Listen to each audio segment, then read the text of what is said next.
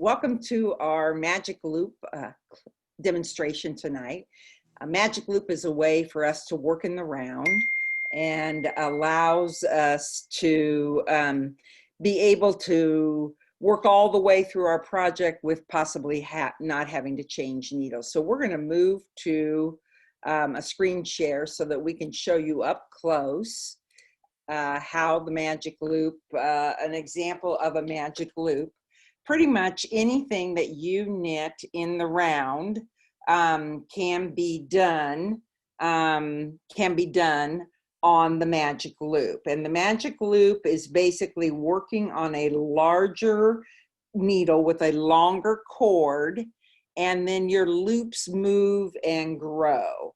And so I'm going to show you a demonstration here. It'll be easy when we're done. So if you look here, this is an example of a sock that's on a magic loop.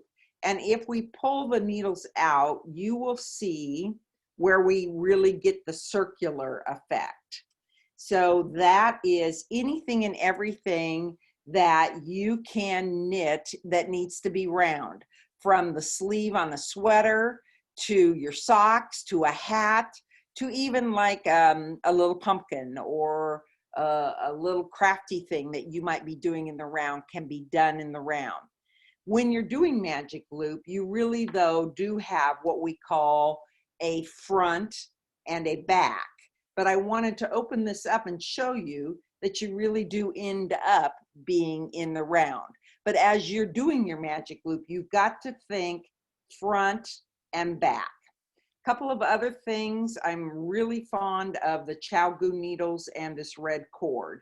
There's really no other cord like it in the industry, and it really makes a difference for your magic loop. And so you'll want to think about using a Chow-Goo needle for your cord, the cord in itself. When I do a sock, I do it on a 24. If I'm doing hats, I will do those on 40-inch needles.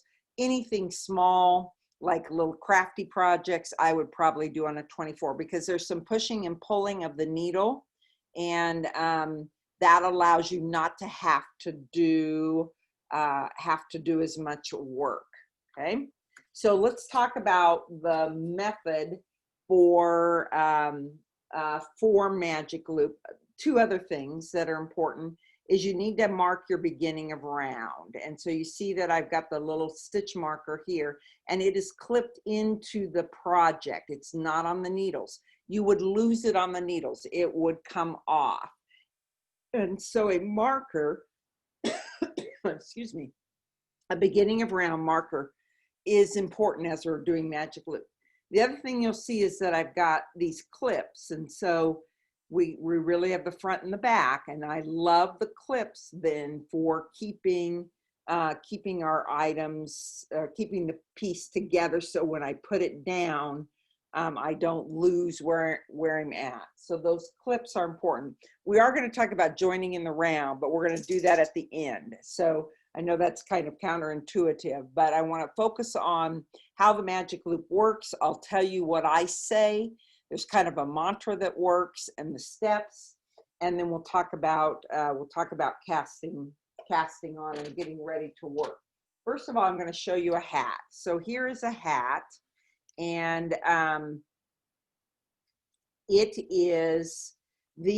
is an example of the loops, and we're about done. So I'm about ready to finish here. So let's take our clip off. And then we would knit we're on the back side of our hat here, and we would knit our last 4 stitches. What we're doing here. So we knit, and then we pinch.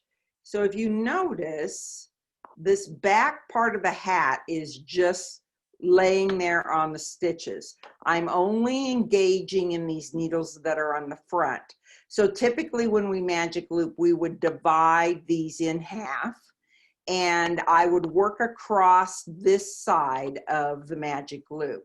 Now that I'm done with the side, it could be the front, or the back, then we pinch. So we pinch the cord to the back, and then we're going to pancake this. So we're just going to count clockwise, turn it around to the front, okay? So I'm going to do that again because this is where new magic loopers sometimes get into trouble. So I finished here, finished my round, yeah, it's actually the front of it, and I pinch, and then I turn it just flat like a pancake around so that the stitches that we need to work that are not up on the needle are in the front. This is what new magic loopers do. They turn it over like this. And then what happens is what we just did is in the front. And so sometimes then they'll work back on this, and then we've got a problem because you've done like a round and a half or a half a round. So it's very, very important, even if you need to lay it down and turn it clockwise around, to turn it clockwise. So the yarn you see the stitch that we just finished is back here.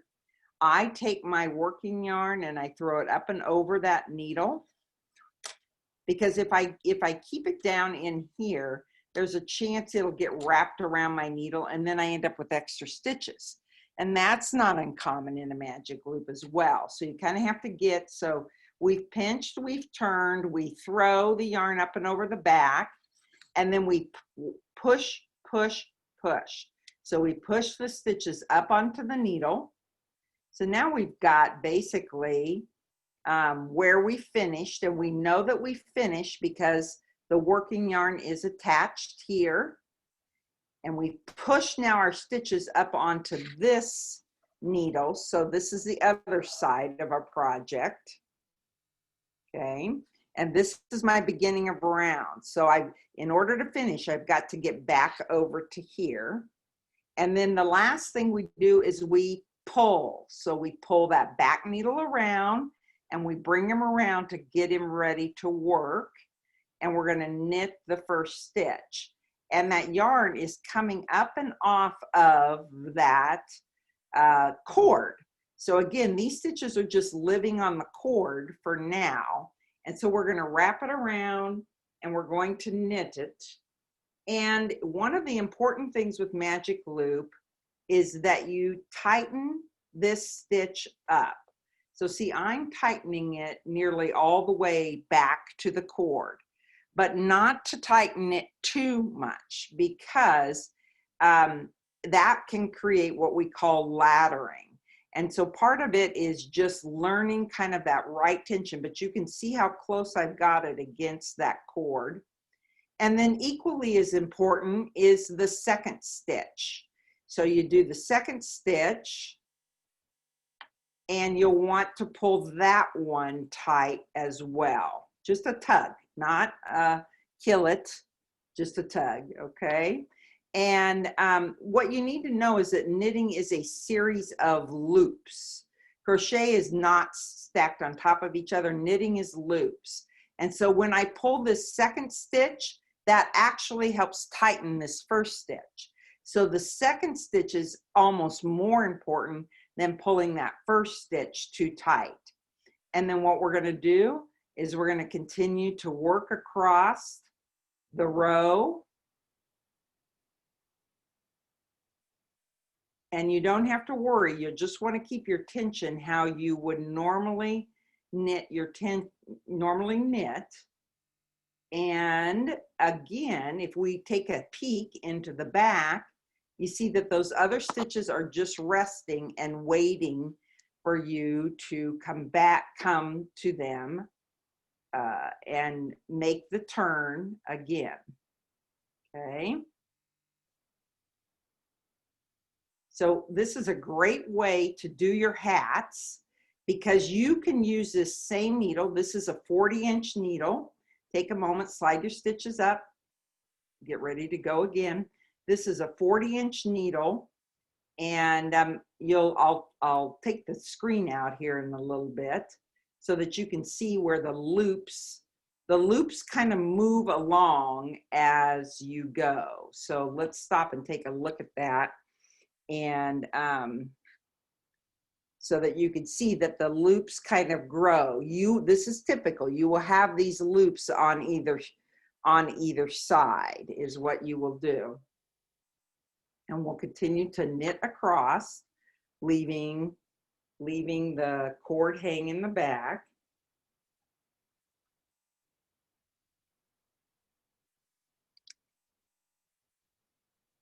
So when we're speaking about our ladders, we're talking about what happens right here. I did a decrease right there, so that's why that looks that way. But you can see that we've got a nice even column here. You may get a little gapping here. So if we spread this open, you'll see those those horizontal bars.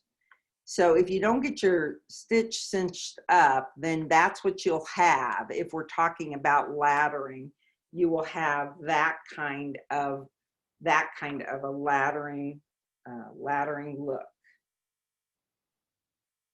Okay. You know, it's always a little hard to sit and watch us knit, but you'll notice that I'm throwing English style. I really learned to knit continental style, but for our beginning knitters, we are actually teaching them English, and so that then it's a little easier to do via our Zoom. And it's also good to know both ways, you know. When we get to color work or doing stranded knitting, sometimes I will continental in one hand and use the English or the throw method in the other hand. Sometimes there's people feel like if they throw that's kind of old-fashioned. A lot of our grandmothers would have thrown, and if we learn to knit that way, that's probably maybe how we knit, and so we think that's kind of old-fashioned. But you know, there's really no right or wrong way. Really no right or wrong way. It's whatever you feel comfortable with. We do teach folks how to do either way if they want to kind of learn both of them. But again, however makes it efficient and good for you. Okay, we're coming upon the end here. So we're going to do a turn again so that you can see this. And we know that I am at the end of my round because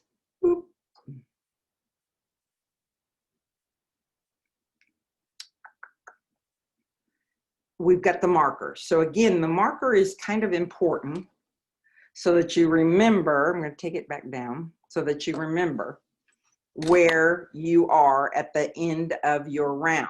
Because again, there's a front and a back, but it's really a circle. And as you work your project, you're going to have fabric. And so then it really is very easy to keep it front to back. So we finished. So then what we do is we pinch and we turn clockwise to where the stitches that are on the cord are in the front. We throw the yarn up and over the back. We push, push, push.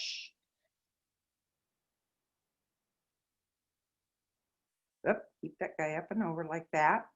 Now we're ready to start another round. So like if in your pattern, you have to keep track of rounds, now would be the time that you would click your counter or make a mark.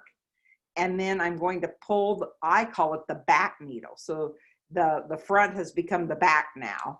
And I'm going to pull that needle around to work. And then we'll begin knitting. And remember the first stitch, we'll do the first and the second stitch again so that you can see that. Give him just a gentle tug back up to that cord.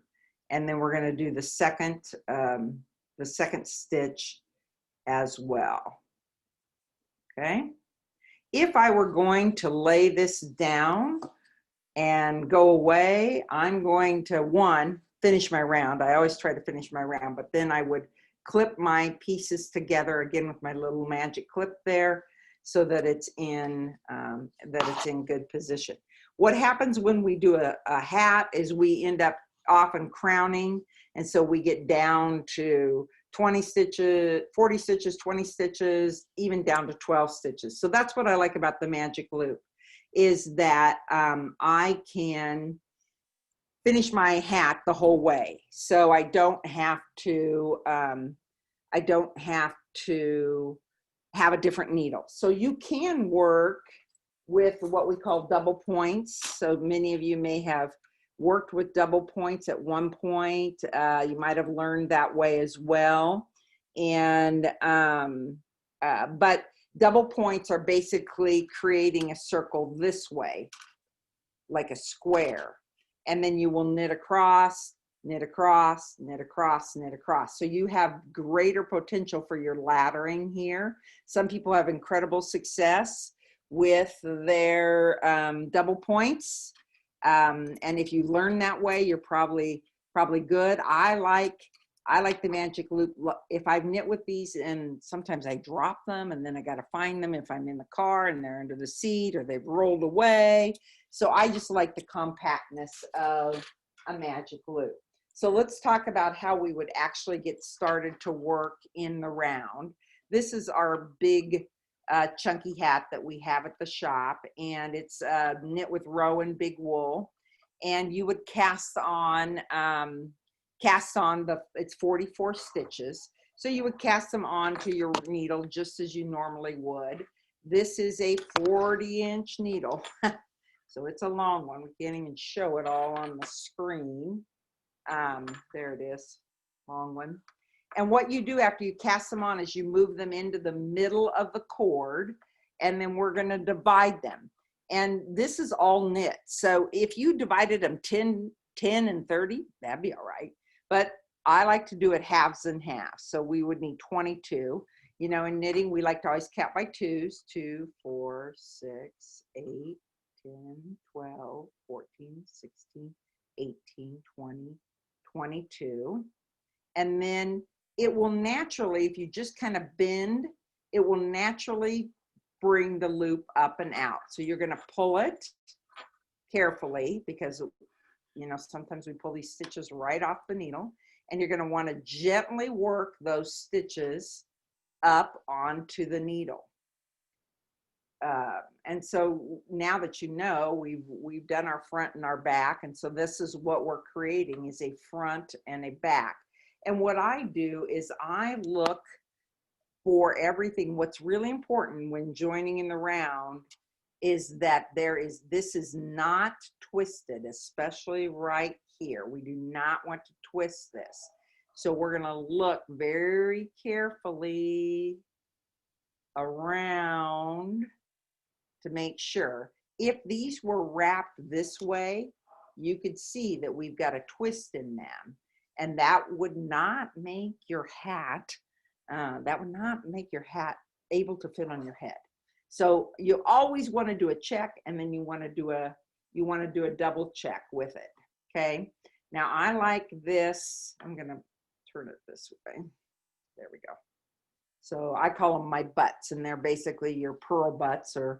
And I've got the working yarn back here, and this is what I call the stable stitch. And so to join to work in the round, how I like to do it, you can cast on an extra stitch and do a knit two together. Now, once I've got them all lined up, then you can kind of turn them down so that they go down. And then I'm going to hold these together pretty tightly like this, because what I'm going to do is I'm going to trade places. So this stitch is going to come back here, and then this stitch is going to hop over.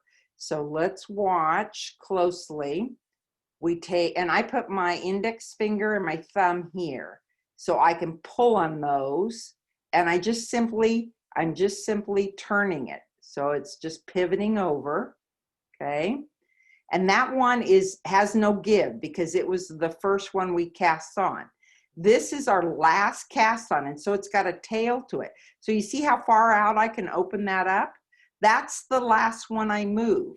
And so he can come all the way up and over, and they have simply traded places. And then what I do, and it's important, is to give them both the tail and the working yarn a little bit of a yank so that they're joined to work in the round. And there they are.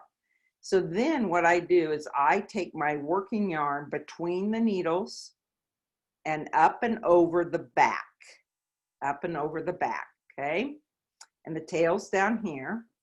So then I am ready to work in the round. So just like we talked about with our magic loop before, we've got it up and over in the back. And so I'm going to pull the back needle around to work. I'm going to take the working yarn and I'm going to knit that first stitch. And again, knit that first stitch, and I'm going to take it all the way back to that cord. See how tight I am to the cord? And remember, stitch number 2 is equally as important as well. And then you would knit across this needle to get started with the magic loop. And if we pull the camera back again, you'll see that I've got the loops growing on each side. It's simply something that takes a lot of practice, and that's why everything I do in the round, I do on a magic loop. And I really started with, well, I guess I maybe started with hats, but I really got my technique down with socks. And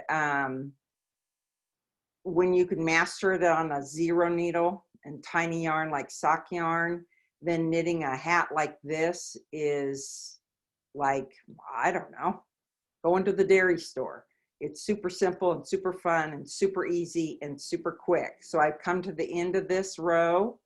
And again, or the front, not the end of the row, I got to go all the way around. These stitches have laid back here waiting for me. And probably with the magic loop, the first 2 rows are really hard, if not 3 rows, because you don't have a lot of fabric on there. So we're going to pinch, we're going to pivot it clockwise. So where the stitches are now need to be pushed. So we throw our working yarn up and over, we push, push, push, and then we pull the stitch, we pull that needle out, and we're ready to finish this round. So once I've done my first round, then I would put a stitch marker in there, and I am ready to go. You know, when we first begin, we often don't need that stitch marker. But when we get down to the point, if we're just knitting around and around, but when we get down to the other point where we might be decreasing the hat